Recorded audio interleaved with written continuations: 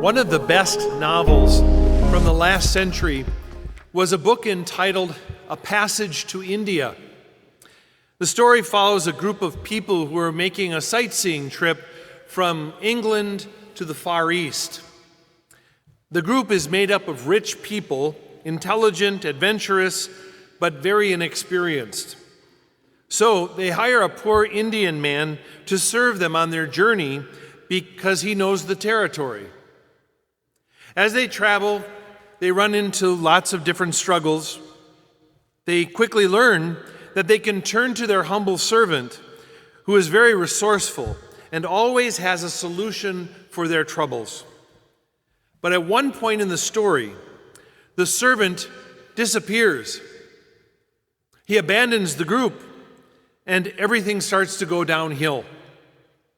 Eventually, the last remaining character ends up all alone, banging on the door of a famous monastery. The monks take him in, and then they bring him to their leader. The young man is shocked when he sees that the revered leader of this monastery is actually his missing servant. Only then does he realize that the man who was his servant was actually the one holding it all together. The servant was their guide, their protector, organizer, their companion, their leader. And without the servant, everything fell apart. It's not unusual to take for granted people who serve. It's easy to overlook and not appreciate the importance of service, especially when it's offered quietly, humbly, without seeking attention or reward.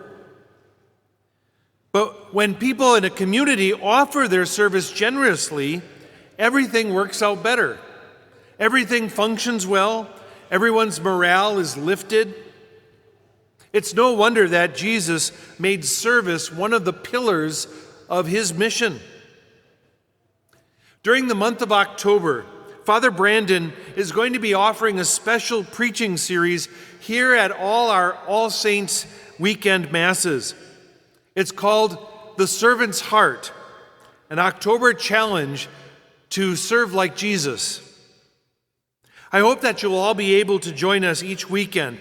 I promise you, each weekend's homily will stand on its own, but by attending every week and hearing all the homilies together, you'll find it so much more beneficial.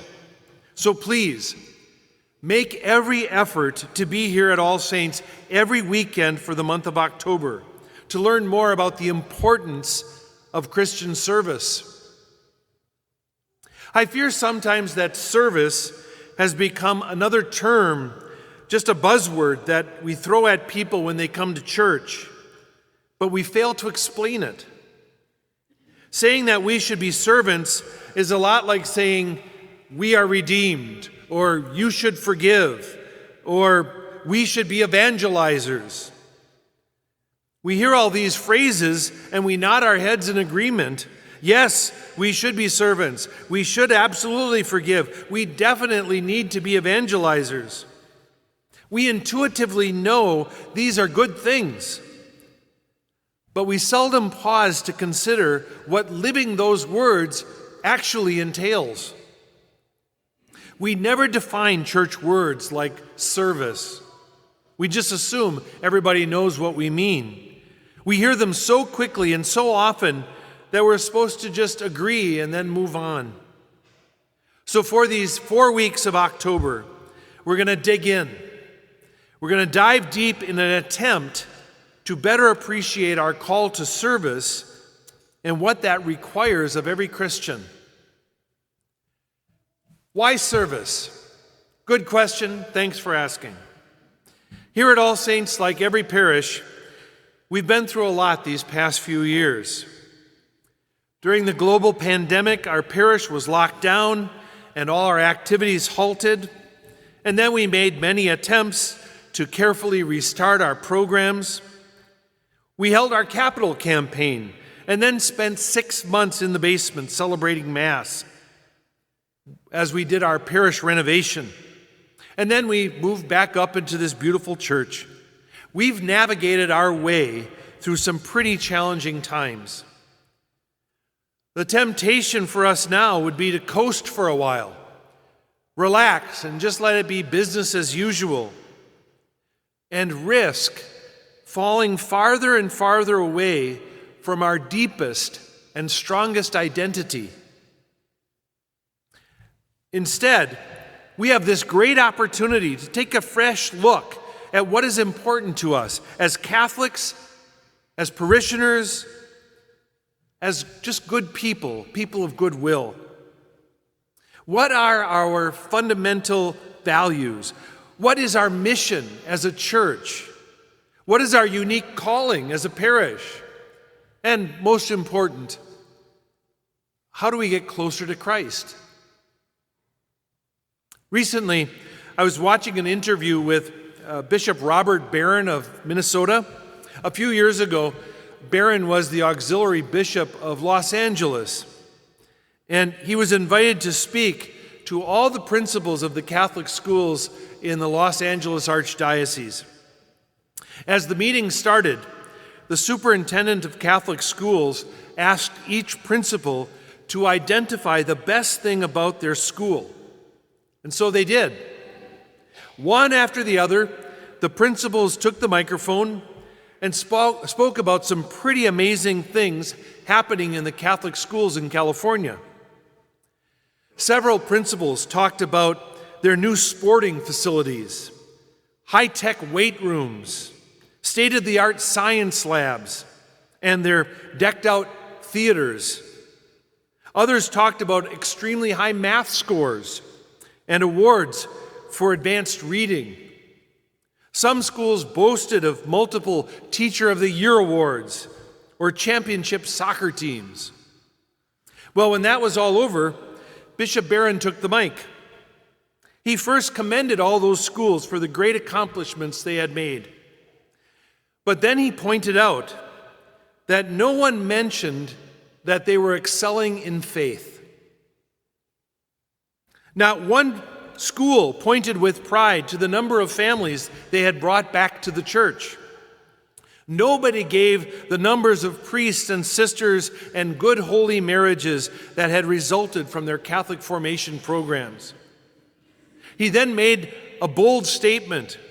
He said, if all we're doing is making good STEM schools, let's close them all down.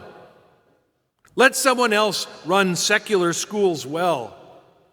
Our schools must be deeply Catholic, sharing the faith with students and parents, helping them get closer to Christ. Well, at the end of the interview, Bishop Barron laughed and he said, after that, the group never invited him back. But you see, he was recognizing that their schools were losing sight of their fundamental mission, even while doing many good things. His goal was to get those schools in touch with their deepest Catholic identity, to point those schools back to their fundamental values and to the church's mission. Friends, this is a good time for our parish to do the same. What is it that is at the heart of who we are? We have this beautiful church in which we worship every week. We have a thriving religious education program. We have a dedicated staff and many, many wonderful and generous volunteers. We have the Holy Scriptures and the sacraments. We love our parish and our Catholic faith. So how do we best live that faith in our community? That's what the preaching series will address. Let me give you a preview of the next 3 weeks. Next weekend, Father Brandon will be sharing about the things that keep us from being good servants and how we can overcome that resistance. The following week, he'll be talking about how important it is that we develop the heart of a servant, which is so important because when it comes to service, it is the heart that is the leader. And then finally, on the last weekend of October, Father Brandon will guide everyone in looking at our own gifts, the things that we've developed, and the talents that God has given us to determine best where we are called to serve as individuals. Service cannot be just another buzzword uttered in church. It must be an authentic component of our Christian identity and the primary way we live out the mission of the gospel. When service is our deliberate choice, many people in need are raised up. The community thrives, and we ourselves feel the lift. Jesus himself said that when you make yourself the servant of all, the doors of life open for you.